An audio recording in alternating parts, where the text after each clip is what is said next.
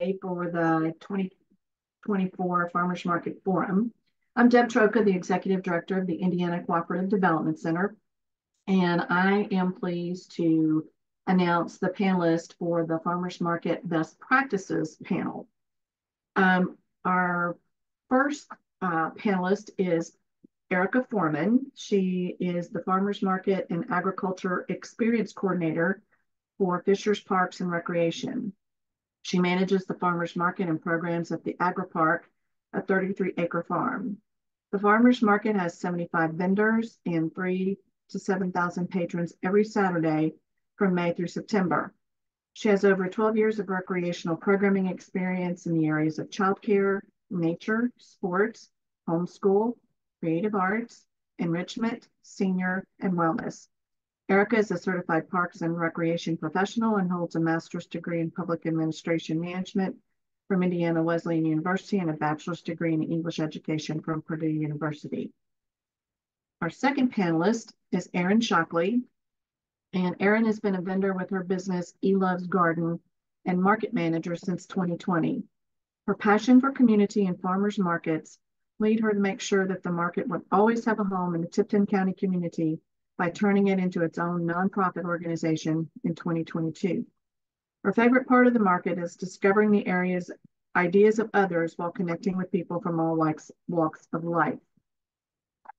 Our third panelist is Shalise Lee. Shalise serves with enthusiasm as the program manager for LFPA, the Local Food Purchase Assistance Track 2, where she takes charge of operations in the central region of Indianapolis. Her role revolves around supporting and strengthening local and regional food systems with a specific focus on empowering socially disadvantaged farmers and ranchers. Since 2021, Shalise has been at the helm of managing farmers markets, where she plays a crucial role in overseeing SNAP and Fresh Bucks programs. Her efforts aim to foster healthy eating habits and enhance food accessibility for the community. Shalise's passion extends to the well-being of children in Marion County and beyond, where she actively works towards exposing urban kids and families to the world of urban agriculture. Her ultimate goal is to empower every family with the ability to grow their own food. And our moderator this morning is Nick Stepaniak, who is the market manager of the Westfield Farmers Market since 2021 and the winter market since it was brought back in 2023. So Nick will facilitate the panel, and we encourage anyone who has questions to please put those in the chat, and Nick will make sure everyone's questions are answered. So Nick, it is all yours. Hello, everyone. Thank you so much for being here. We are excited to we have some pre-done questions, but we would love to have questions from you all. So I am just here to look at the questions, moderate the questions, but I will let our four experts answer those questions. So we're gonna start the first question with, what is the best tip to get your market started each season for our four panelists? So whoever wants to start, they can go ahead and start with that, and then we'll go through some questions, and I'm sure as you all talk, that will prompt more questions. Yeah, hi, this is Erica Foreman with the City of Fishers Parks and Recreation. I think the best thing is just to be proactive instead of reactive. Utilize your handbook, put it out there to the world, and just direct people to that. That helps me a lot, not have to answer the same questions over and over again, just having that solid handbook that people can utilize and get it out there in the world earlier. The earlier, the better. And then I also send out in advance to all the previous vendors the handbook, and I tell them application dates, when things are going to be open and when they close, because a lot of vendors drag their feet to apply, and I don't want to chase people down, especially if they're a staple at the market and I know that people expect them to be there. Just getting them all on the same page in advance and staying organized, making sure you have everything in line of what you need turned in helps so much. So just be proactive and get that information out there. The sooner the better.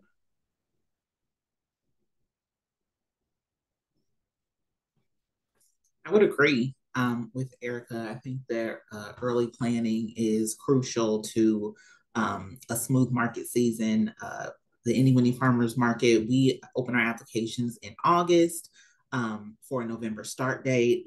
Our handbook is not on our website or pre-offered to vendors, but we do have a lot of return vendors that kind of know the expectation. And so we also have a website and email address that's open year round for potential new vendors to be able to contact and reach out.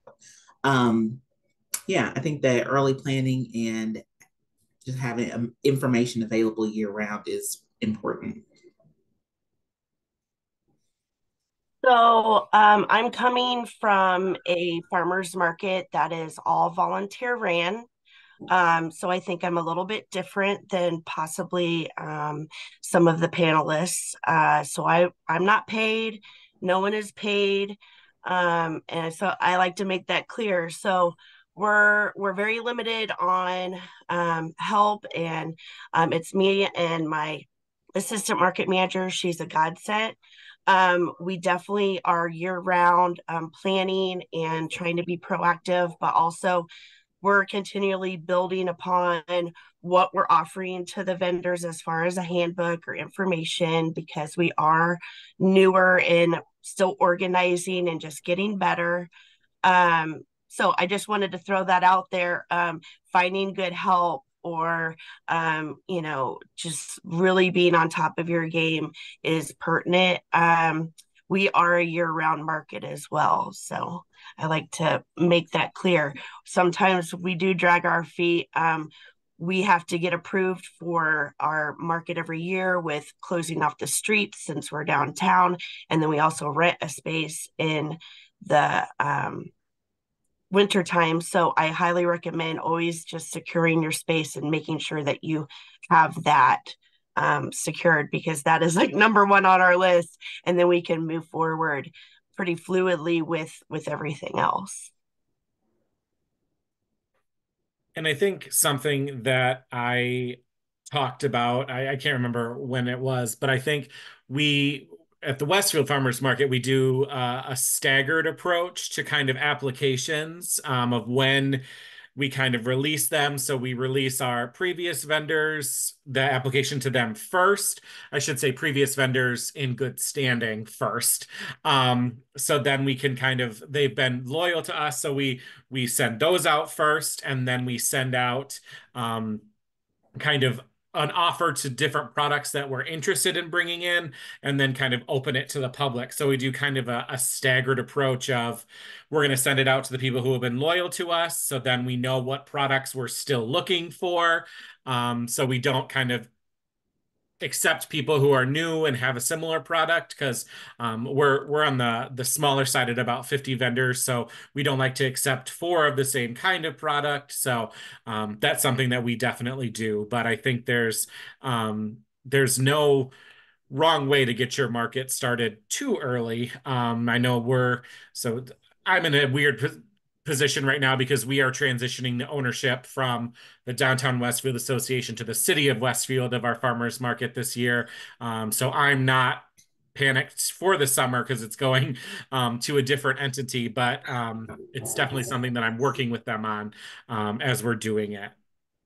So I think the next question I want to ask our panel is, what helps you have a successful market every market? So obviously there's the planning that goes into it and all that stuff, but what makes, in your opinion, I mean, that could be a different answer for every single person, but I know for me, it's what makes a market successful is if my vendors do well. But I know that's a very different answer for each person. So would love to hear the panelists, what you think makes a successful market every market. So for us, I would say that we operate out of the AMP at 16 Tech through our market. So November through April, we're there. And communication with that partner is crucial. In our market, we move furniture every week. So we have a separate team that moves furniture the night before we arrive, and they move furniture back right after we leave in the afternoon. And so, you know, one call in sick from a person, you know, can change how our market runs. And so I think that constant communication with our partner, 16 Tech, and also communication with our vendors, because of the space that we're in, you know, they have pop-up markets and parking could be different. And so really having a way to communicate with the vendors is important for us. We use Market Spread, so we're able to send emails back and forth with the vendors throughout the week. Yeah, definitely communication is really important, and telling them to tell the boots on the ground people that information, because you know it's not necessarily the owner that's out there, and that's where things can get challenging, because then they're going the wrong way in the flow of traffic, or they're parking where they shouldn't be parking. So communication helps make things so much more successful. We have a lot of know before you go. Downtown always has something happening, construction, or we have another event occurring that day at the same time or at another time. So just letting the community know as well what is happening, utilizing social media so they know what parking areas are open, if a road's closed, because then you just cut off a lot of complaints and people being unsatisfied or being discouraged from coming to the market. If they can't find parking, they might say, well, I won't come anymore. So just trying to get all that information out there, not just to the vendors, but to the greater community as well, is helpful for us. So I am a list maker. I have a pre-made list that has absolutely everything that I would ever need. Sometimes we have live music, sometimes we don't. So I use speakers for music. You know, there's cones and, you know, checking with the street department, just a checklist of everything that we need to do weekly, whether it be talking to Tiffany, my counterpart, you know, making sure we're on the same page, because she may not be there or I may not be there. So definitely lists are a good friend, because it seems like I'll forget something always.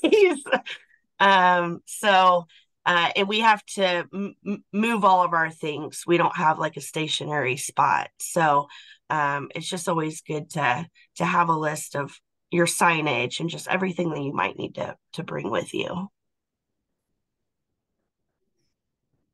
Yeah, I think there's, I mean, I like to say the busiest part for myself is the before and after the market. During the market, it's just kind of making sure the vendors know where you are if they have questions, and kind of sitting at the table. But I feel like our heavy lifting is pre and post market. Once it gets started, I know load in is always an interesting topic. No matter how many times you tell people they have to come in this way, they try and come in a different way. And you've been doing this for 20 weeks and they're still doing it wrong. So there's never a dull moment. The next kind of thing I would like to ask is, what do you think is fun about your market? Like, what do you think that you do that might set yourself apart from other markets that we can share with the larger community too? I'm a big idea share person. So what do you do at your market that you think is fun that we might be able to share with the people on this call? Oh yeah, we do Biz Kids, where we have kid entrepreneurs. That's one of the goals of the city of Fishers, is to promote entrepreneurship throughout the city. So I have applicants are going to open soon, and it used to be just one big day of Biz Kids that occurred during the market.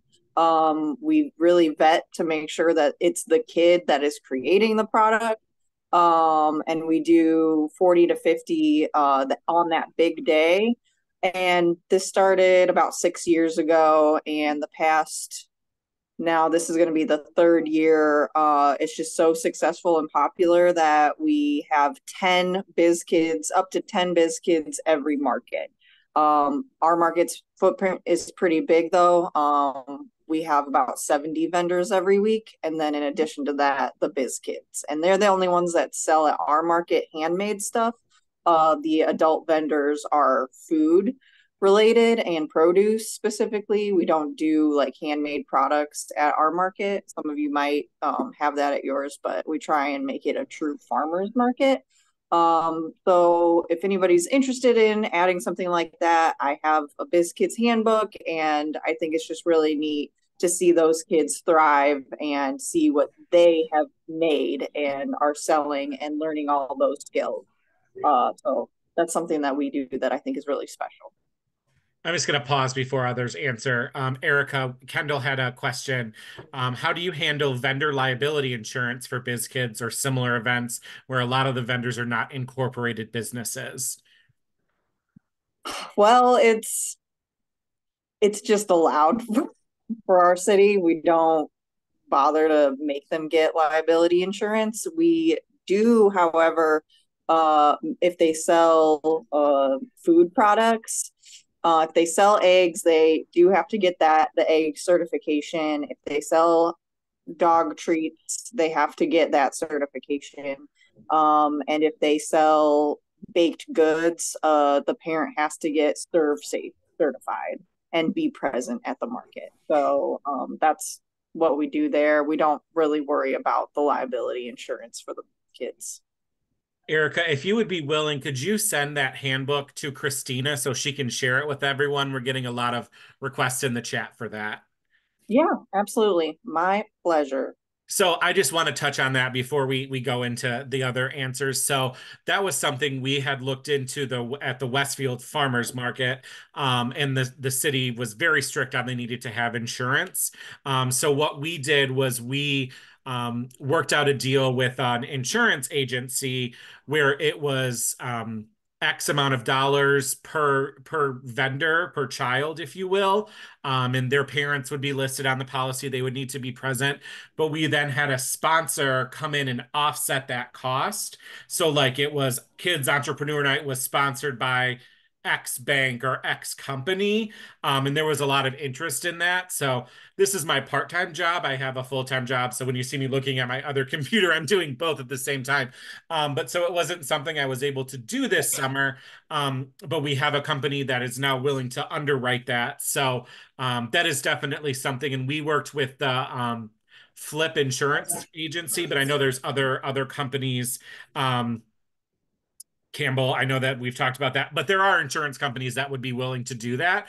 But again, just definitely banks and other companies to look for sponsorship. I don't think it was a lot of money. I think we were looking for like 20 vendors I think they were going to charge us $50. So it was like $1,000 investment, and the bank was able to set up their table. So just kind of wage that as well. But so a fun idea, but I'd love to hear if anyone of our other panels have other fun ideas that they do at their market. I love the idea of Biz Kids. We'll have to look into that. At our market, we do offer different programs each week. So we offer a weekly walking group with a partner, Siwoo, who is Centers of Wellness for Urban Women. Siwoo facilitates the walk around 16 Tech. There's some trails in this area. And also they facilitate a weekly yoga class during the market. So walk group starts at 10:30. Yoga usually starts at 11. And then we also have our Spanish English language practice, which is the community coming together to practice both languages.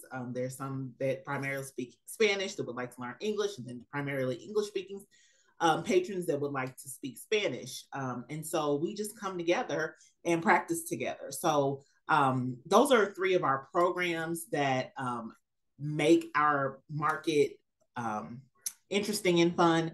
And we have began to really incorporate having kids come in to help vendors load out at the end of the market. And so that's been a special time for both, for us and the vendors.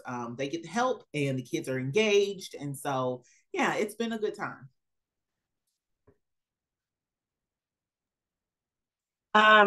So we're a smaller market.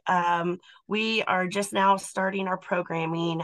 We have done a few events where we do like rock painting with the kids.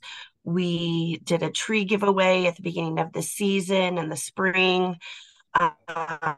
So I try to incorporate smaller things that we can handle because we don't have any kind of staff. Now, I am engaging other organizations within the community. We like to host other nonprofits, or we have a trails group here in Tipton. We're trying to get more trails into our community. And so we do host them. We host our Humane Society. We were one of the only counties in the state that did not have a Humane Society. So they were trying to open up a physical building. And so we've hosted them. So they're able to get donations and sell t-shirts. So we try to be a big community partner within Tipton. So it is on a smaller scale, but I'm hoping one day we can start and deliver more things to the community as we grow and perfect everything. I think that the nonprofit thing is great. We did that at the Westfield Farmers Market as well. The dog days of summer are always a good draw. I know some farmers markets aren't able to have dogs come to them. But if they are, I think the teaming up with the Humane Society and bringing adoptable dogs and other animals, I think is fun too. So having those kind of fun things at the market is great. So somebody ask, how do you recruit those youth volunteers? And then could you please elaborate on where the weekly walking groups, where they walk? Is this at your market, or do they have weekly meetups at your market? So if you guys could elaborate on those things a little bit. Sure. So for our youth, we have a lot of groups that reach out to us. We're in the Riverside, Hawville neighborhood here at 16 Tech. And so there are a lot of community groups that would like to have their kids engaged. And so we are reached out, people reach out to us often. And also some of the schools that surround 16 Tech, we have engaged. There's Global Prep Academy, who is in Riverside. They actually host the Spanish English language practice. So they're just, in the neighborhood. That's exactly why we came to this area for our market 3 years ago, is to engage a community that hadn't been receiving the produce, hadn't been engaged in this way. And so, it seems to be working right now. For the walk group, it is actually, we post it on social media and they meet in the front of the AMP. And because there is a trail actually right off of the AMP that goes through White River. And so they meet there, they walk the trail, and it's about an hour walk. So yeah, it's all here at the market on Saturday morning.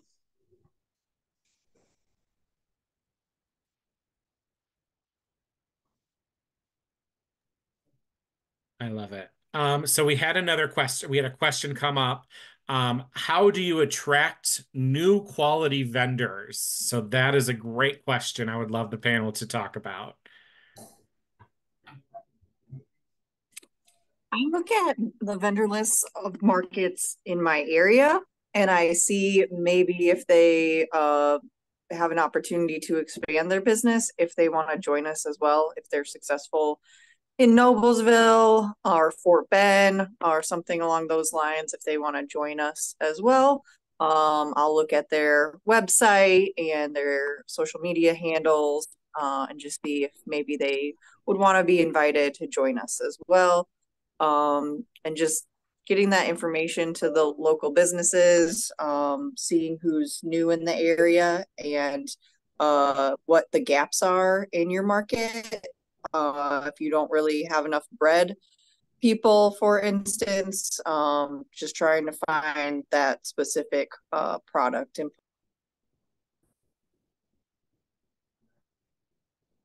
so we generally have about, on average, 20 to 25 vendors. So we are smaller.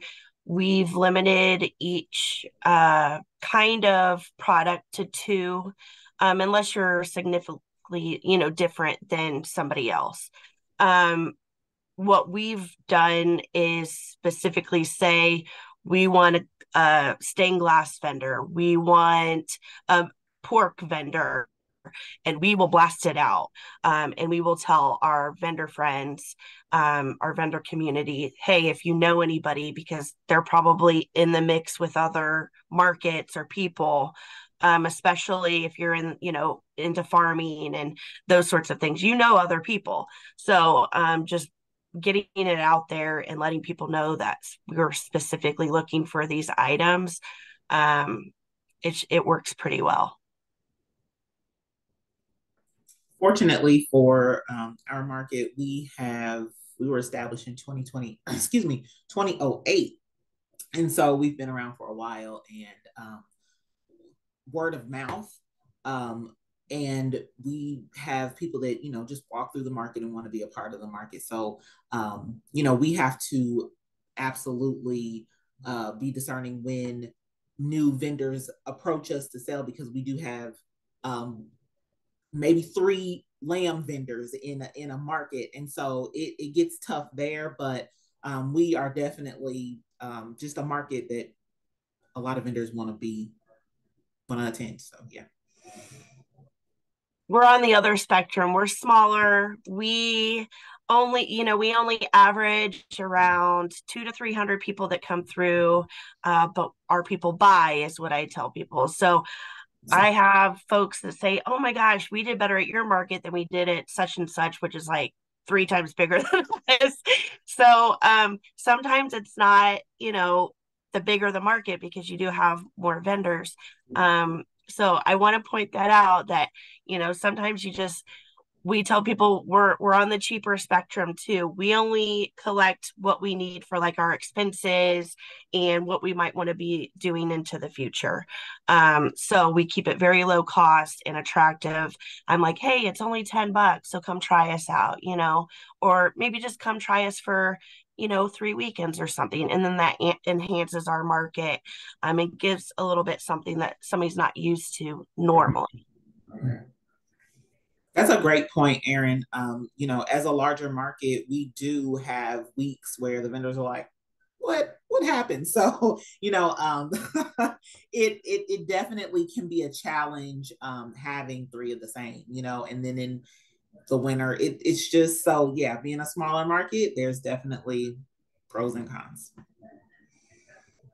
And I think it goes without saying is that we can't produce the items. Like, we aren't the vendors, because I had somebody come up to me at our first winter market and basically say, like, where is this product? Where is this vendor? And I'm like, I can't make them come. Like, if it's not a good fit, it's not a good fit.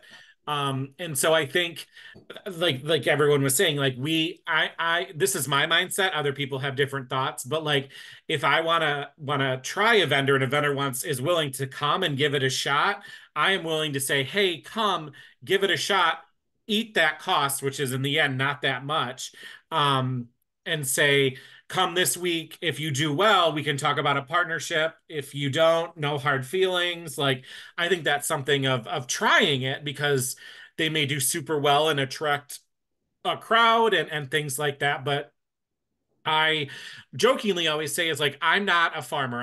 My backyard is very small. I can't grow things. Like, I personally cannot do that.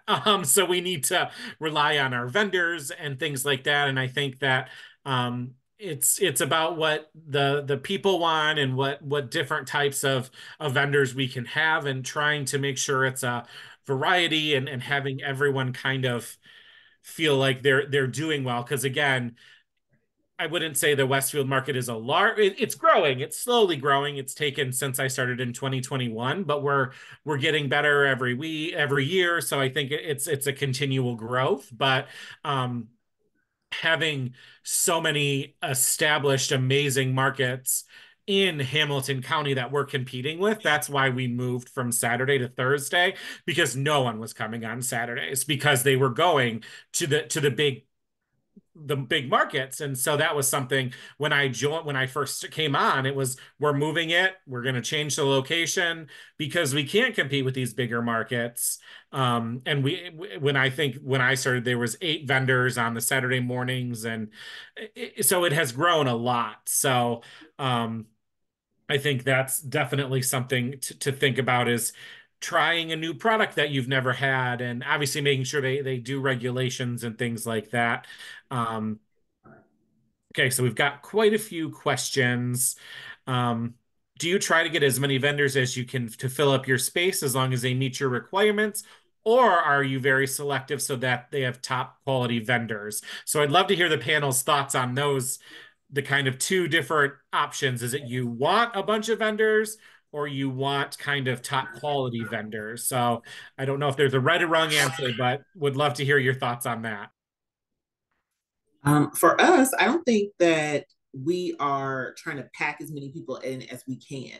How it's worked out is we just kind of have a tiered, if we have 3, like a lamb vendor, we have a vendor, an Amish vendor, and then we have a brand, a corporation, and then we have an individual. And so it kind of depends. The patron can make their choice based off of what they want. If they want the organic, no antibiotic lamb, they can get that from the Amish vendor. If they're looking to, be more cost efficient, then they can go to the brand. So it just kind of works out that way. And we found that it's beneficial. All 3 vendors can do well in a larger market when you have that model. Yeah, my problem is we have too many applicants. Applications are open right now, and there are 90 applicants, and 20 of them are brand new. And last year I had 70. So, it is what's a good mix? How many is too many? Last year I felt like we had an obscene amount of flower vendors. Everyone feels like they can grow flowers right now, or dog treats. So it's just making sure that they are unique and quality. And if they weren't delivering what I felt like was a quality product last year, then they are replaceable. At least for us, we get so many applicants. So we are selective. We're smaller, but we're selective. We always go to our vendors from the previous season first. They get the first selection. We then look at consistency. Are they only looking for what they know are going to be our busy markets, or are they going to spread that out, spread the love? Are they going to sign up for ones that are, off the beaten path, or even the full season? So we look at those aspects first. We are a maker and grower only market. We do not accept vendors that are selling direct sales or anything like that. So I think that makes us a true farmers market. And so we do get people that get mad at us and they want us to change, and we're not going to change, because we want a market that is true. You're getting something from the maker, from the grower. They can tell you exactly how they did it and where they did it, and all the aspects. And I feel like that is a true market. So we are selective, and we do turn people away, even though we're a small. So yeah, I think there's a lot of pros and cons to kind of both. And I don't think there's a wrong answer. I think it's just dependent on the different things. And so there was a question, has anyone had a conflict arise with a customer at your market? Rules, parking, etc. How do you handle that? So I'll start. So we are in a development phase in downtown Westfield. There's a lot of construction happening. I know, as in a lot of the downtowns in this area are doing. And parking is a hassle. And especially our handicap parking situation is hard. So we have 2 designated spots that are like enforceable, that are there. They have the regulations, they have the blue paint, they have all the things they need. And then we turn 2 additional spots into handicap spots with just kind of signs in a cone. And so we have 4 spots, and that's all we offer. And so we don't put time limits on them. We don't monitor, like, it is what it is. But we have so many people that come up and they're like, your handicap parking stinks. And I'm like, our parking in general stinks. We know this. There's not a ton we can do about it. And so it's really just, at that point, I can't create a concrete structure in the next 5 minutes. So just listening to their concerns, taking it and saying, yep, I will relay that. Because in the end, there's not a ton we can do. And I think it goes back to the feedback of, you don't have enough produce. I would be happy to accept any produce vendors if they applied, but I can't grow the produce. So it's just, some people like to vent. I was going to use different words there, but I chose to be PG there. But I think it's just hearing them. They might be their only social interaction of the week, getting out of the house. You don't know. So that's what I do. But I'd love to hear, because I know everyone has those people who come to their markets just ready to tear you a new one. So I'd love to hear any personal experience that the panel has had with a difficult customer attending the market, or possibly even a vendor, and how you handled that. I've been very blessed. Our customers are pretty awesome. They have never really complained. They've made suggestions, and when we had to change from a parking lot in downtown Tipton to a one-way street last year, they actually were very responsive to it and let us know, like, hey, we like this a lot better. And so that's what we went for this year, was to change our location, because people liked it better. Vendors, I have dealt with some vendors, and unfortunately they're no longer with the market. We had to make that decision. But being cussed out at 7:30 a.m. isn't not on my list.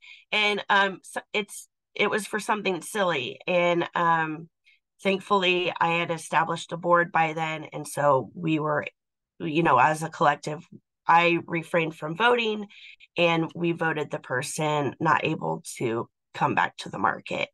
And we've had other vendors, kind of tattling on other vendors and things like that. And, we try to see everything that they're making, or the ingredients and this. And sometimes you don't catch everything. And my suggestion is to tell your vendors or your customers, hey, we're all learning and growing. Come to us, and then we'll handle the situation. But going straight to the health department and tattling, and then getting everyone, riled up, probably isn't now our health department is awesome. We're a smaller community, but I know others, they could shut your whole farmers market down, if there's consistent issues, which we've had one thing come up, but I know that I just like to tell people we're a community and we're all in this together. And if we're all going to be successful, we all need to work together.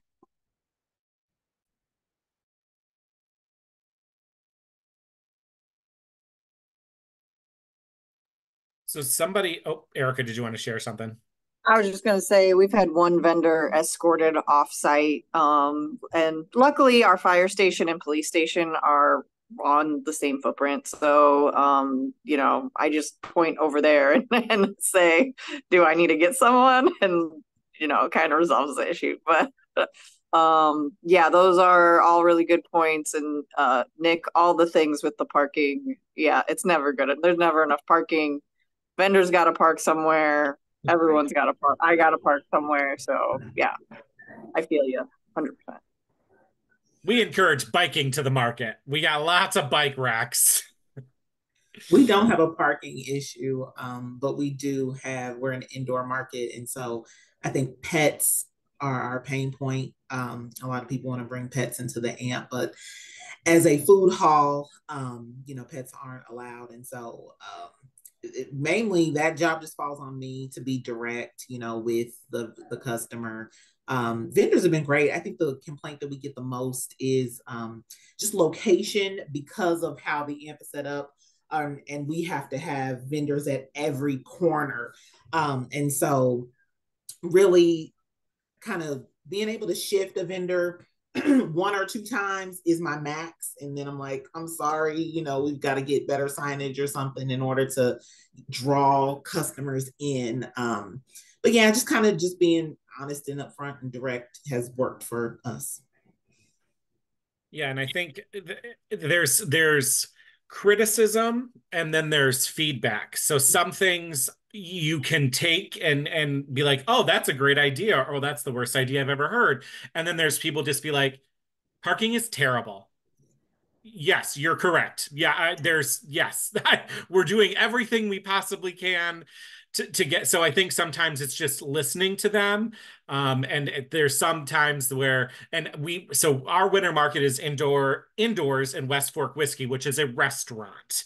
So people really struggle with the fact that they cannot bring dogs. I'm like, this is a restaurant where people eat. Your service dog, that's fine. Completely, like they have to, like that's fine. People are like, I just don't understand why I can't bring my dog in here. I'm like, people are eating in the other room, like no. So I think that's kind of just the mentality of that. And so I kind of want to switch gears of so somebody had a question about they're using software. They use Market Spread. So I am not paid by Market Spread or any software, but I will say I got on Manage My Market. The only reason I selected that was because they were giving a free trial if you did this tutorial. And so I did it and I got the software. And to say the software saved me probably 20 plus hours a week is not a joke. So it's online, the application is there, all the info is there, you can pull reports. I assume Market Spread is a similar product with they do stall assignments. We didn't integrate the payment system because when we did it, we were changing banks. So it was just a nightmare. So we did the invoicing, but they do an invoicing option. And so this year we had to pay them. Last year we didn't because we were on the trial. But it is, I think, $15 per approved vendor in the system for Manage My Market. So I just tag that onto the cost. But I would love to see if anyone else is using that system or a different system, because again, I don't work for them. That's the product that I'm using for Westfield. But I would love to see if any of the panelists have a system they use. We do use Market Spread. Okay. So we do not currently use anything. We're able to manage it right now. In the future, I'd love to. Again, it's just costs, sponsorships, any grant money I might be able to secure. I'm trying to be responsible and spend our money wisely and kind of build upon what we're doing every year. It is in our plans for the future, hopefully.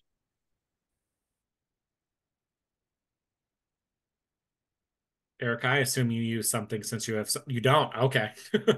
I don't use anything. I have an Excel sheet, and then I just pre-make templates and I copy and paste and send it out to the vendors. When I approve vendors, I tell them what they're approved for and everything that they need to turn in specifically. And I track manually all of those things in a spreadsheet in Excel. That's what I do. And so the nice thing I will say, I'm seeing the people in the chat, there's an option, and some of my vendors struggle with this because they're not as computer savvy as some people, but there's a platform where you can upload the insurance documents, all of the permits, all of the health department stuff. So like it's all right there. So like that's what's nice about like when I'm passing this on to the city, they'll have all of this information. I won't need to merge Excel documents or anything like that. It's just kind of I'm giving them the accounts.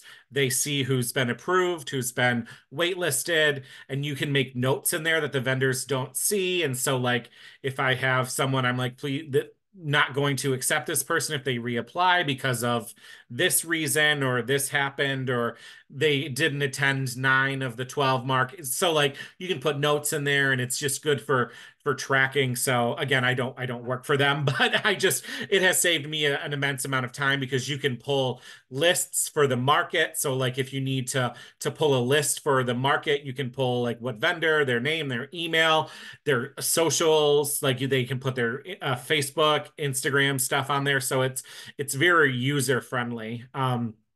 So somebody had a question for me for the transition of the market. So the market is currently managed by the Downtown Westfield Association, which falls under the umbrella of the Westfield Chamber of Commerce. So DWA and the Chamber were 2 standalone entities and then merged.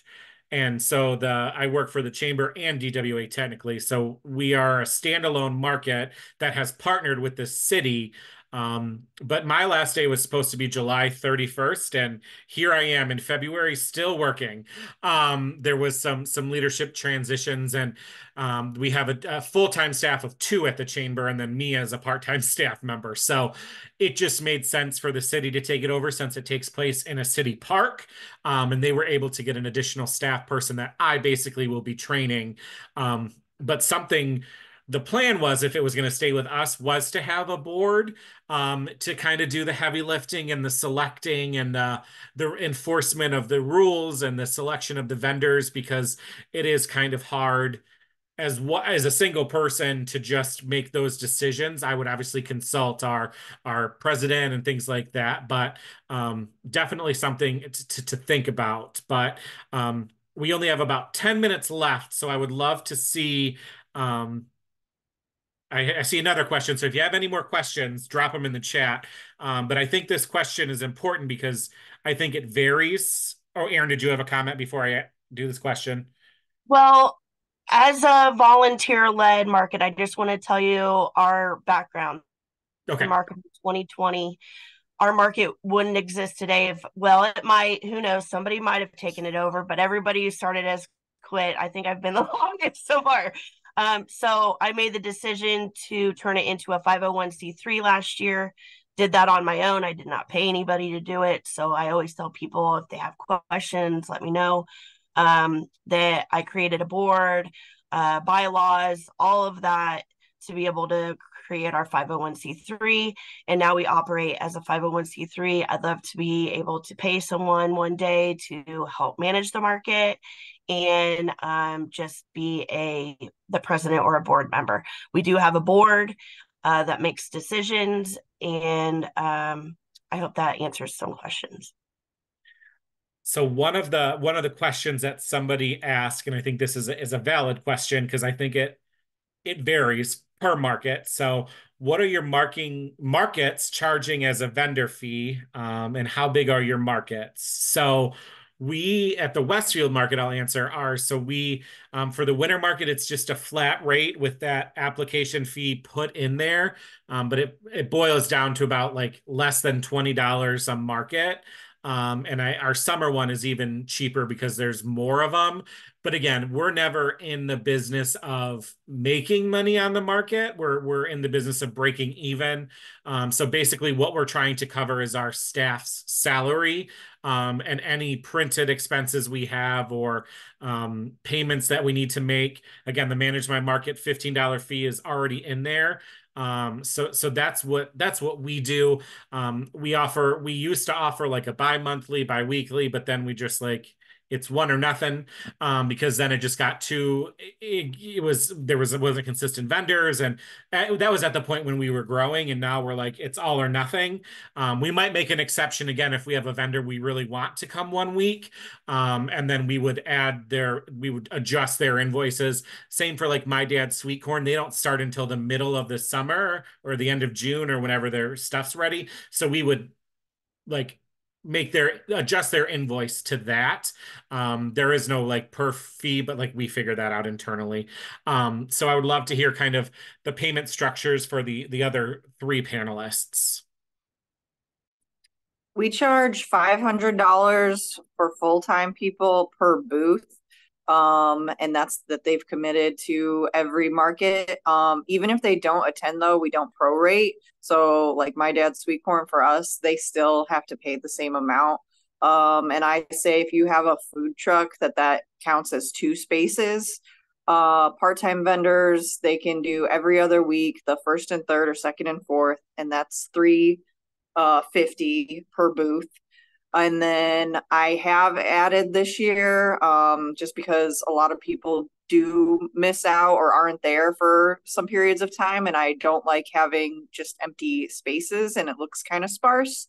So I did add this year an option. I might regret it later, but I have added a drop-in option for people, and that is similarly to what Nick was saying. It averages out to $20 a market per booth. So then I just charge $30. I'm trying it. We're rolling the dice. We're trying it just to kind of fill those spots of people that don't have their product ready immediately, or if they need to take a day off. So that's what I'm doing this year. So our full season fee is $525. Our part-time or half season is about $260. And then we have a weekly vendor fee because we operate on a wait list. So if there's vendors that, can pop in, one of the things, like we do have 2. So if we have 2 honey vendors and then there's a third one that would like to attend, if one of those honey vendors isn't going to be there that week, then we'll call and say, hey, there's a space open. And so they can come in for that time.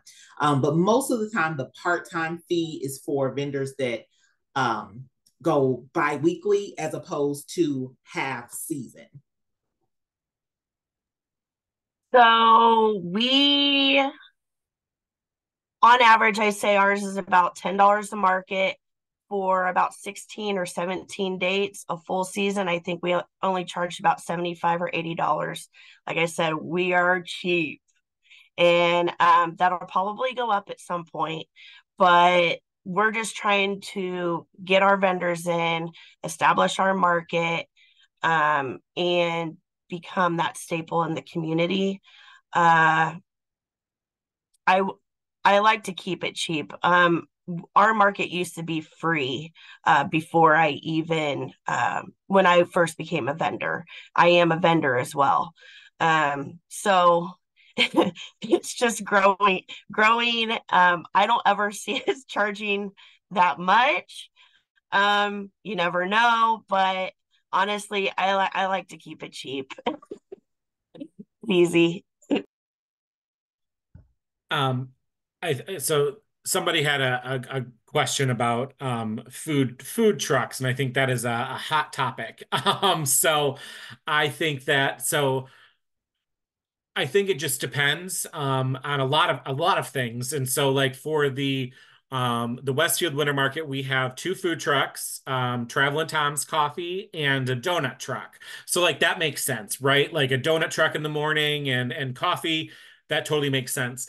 And what we're trying to do on Thursday nights in Westfield is like have it be like a spot to come out to. So like we had multiple food trucks this year, all very different, but we had a bunch of them because we wanted to have it be like an experience. Some will not be invited back just because they were either late or they just didn't follow the rules or health department flags. So like it's always a gamble with food trucks, especially I don't know how everyone else's health department feels about food trucks, but our health department does not love food trucks. And she makes that very clear when she comes and visits us. And she will verbally say who's good and who's not out loud so people can hear. But so it's kind of a double-edged sword. We want it to again to be experienced. We have a playground, we have a water fountain, we have like stuff like that. So it's like a family experience. So we want the kids to come. Because yes, we have treats, but we don't have like full meals. But we did start to do that. And I think I do charge them a premium, a little bit more because they are taking up so much room. But the park is next to a road, so they're in the road. So they're not even in the actual park, but we shut the road down. So I would always give a vendor two spots instead of two vendors a spot, then a food truck taking up that spot. But if you can put them somewhere else, those are my 2 cents. But I think again, it doesn't hurt to try it one week. And then if they're like, hey, we did terribly, we don't want to come back, just see if it works. And it has to be a product that people like, not a so unique product where not everyone likes it, if that makes sense. Because there are some food trucks that are very, very specific product that not everyone would like. So anyone else on the panel had experience, positive or negative, with food trucks? We have a lot of food trucks or ready to eat concession type things. And I think that as of right now, that's an expectation of the market. People, like Nick was saying, come for an experience. So there's entertainment on stage from 10 to noon. So I think people really do come out to have breakfast and sit down and listen to the entertainment and just hang out, and then grab their produce and go home. So right now it is an expectation that, and people are even demanding more, like, why isn't there more ready to eat foods? So I think it is just a balance of what you're offering, and that they're all really unique. Because, I had the guy selling bagel sandwiches call me during a market last year, like, oh, someone else is selling bagel sandwiches. And I'm like, one, you don't have a monopoly on bagel sandwiches, but also, like, they're not like you're the only one selling that. They're selling like breakfast bowls, so chill out. But yeah, I know exactly what vendor you're talking about. Oh, I'm sure you do. I do. So in Tipton County, I don't have a lot of food trucks or vendors that are even certified to sell here, unfortunately, which stinks. So I'm always trying to input, like, hey, here we are. Come on. But I always try to look for something different. That we don't have here in town, because you don't want to ruffle a lot of feathers. Small town, that kind of stuff happens. So try to just get something different and fun. All right. We're actually coming. I know we're at time. Can I just answer this one last question, Christina, before you take over? Because I know I'm standing between lunch, but I'll answer it fast.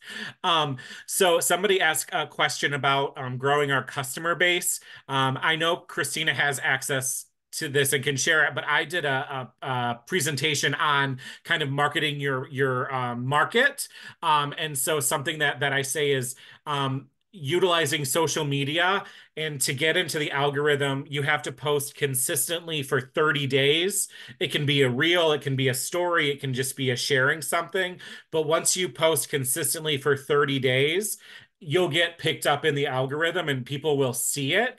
So social media is a free tool. You can also do paid ads on Facebook and Instagram, and they like integrate into like different news outlets and different websites. So definitely do that. But I wanted to touch on that because I didn't want you to, Marilyn, I didn't want to ignore your question. So happy to touch base on that as well, because we started out with like no likes on Facebook, and we now have, I think, close to 7,000.